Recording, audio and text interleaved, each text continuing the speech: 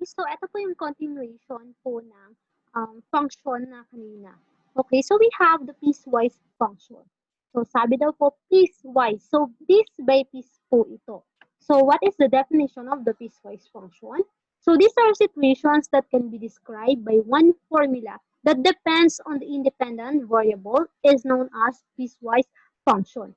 So dito po meron kang mga makikitang mga interval. Saan ba pasok po yung given po na binigay na value? Saan ba siya papasok na equation? Okay po, or saan papasok na function? So let's have examples. So example number 1. So an internet user is charged 500 pesos monthly for a particular mobile data plan which includes 100 free text messages. So yung palang 500 niya po na yun na mobile data plan, meron na daw pong 100 free text messages. But, ayan, if the user exceeds 100 text messages, he or she will be charged 1 peso for each. Kapag ka daw po lumampas ng 100 text messages. So, yung mangyayari po, charge po siya ng piso kada isang message. So, that means dapat 100 lang po yung magawa ng message. Represent the amount that an internet user will pay for each month as a function of the number of messages sent in a month. So, for our solution, so mag-represent po na po tayo. We have here T of M. Kasi po, nilagyan ko ng T for the total amount. Wala naman po nakalagay na letters, so you can use other letters. Then, yung M po na nasa loob ng parentheses, so that is the messages. Kung ilang messages po yung binigay.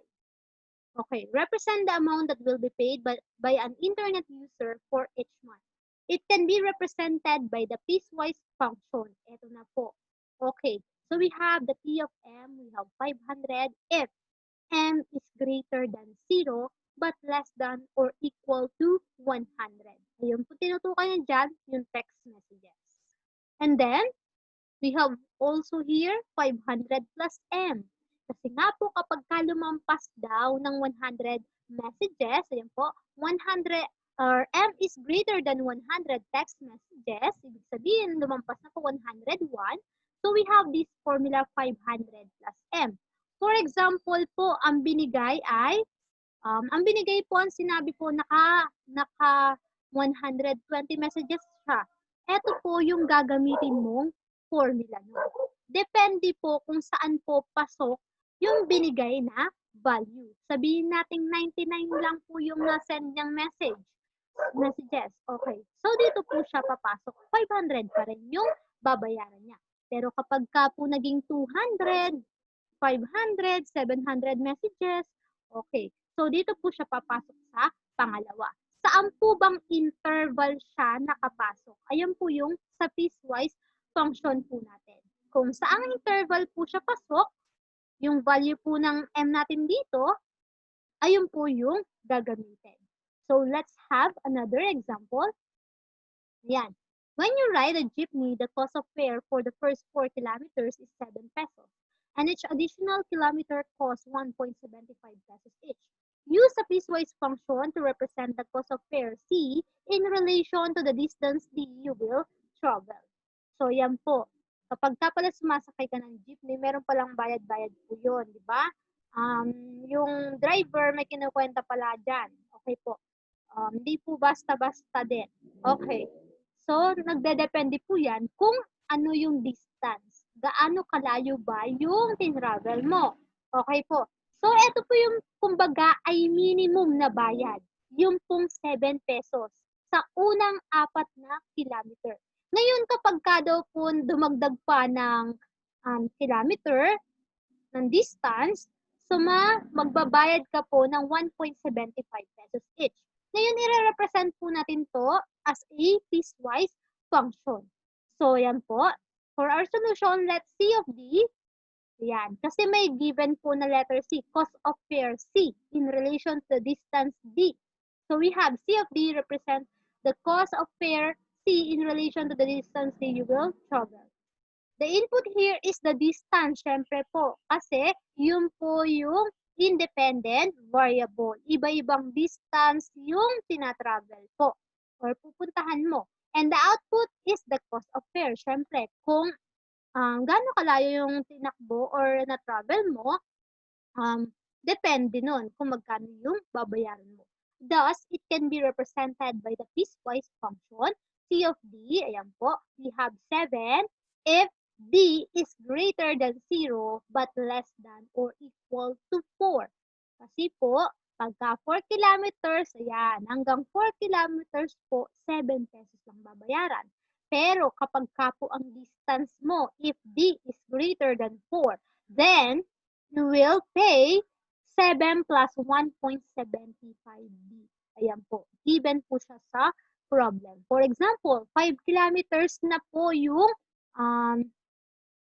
na-travel mo. So, eto yung gagamitin mong formula. Yung gagamitin mong function. Okay po? Okay, example 3. Yan. For video machine. You rented a video machine and the owner told you that it can be rented for 500 for 1 day. But for the second day onwards, there will be additional 200 pesos each day you extend renting. The cost of renting the video kasi represent the cost of renting the video kasi as a piecewise function in terms of the number of days x it is rented. So, ito po yung solution natin. We have, let's C of x represent the cost of renting the video. Okay? So, we have, so C of x, ito po yung piecewise function.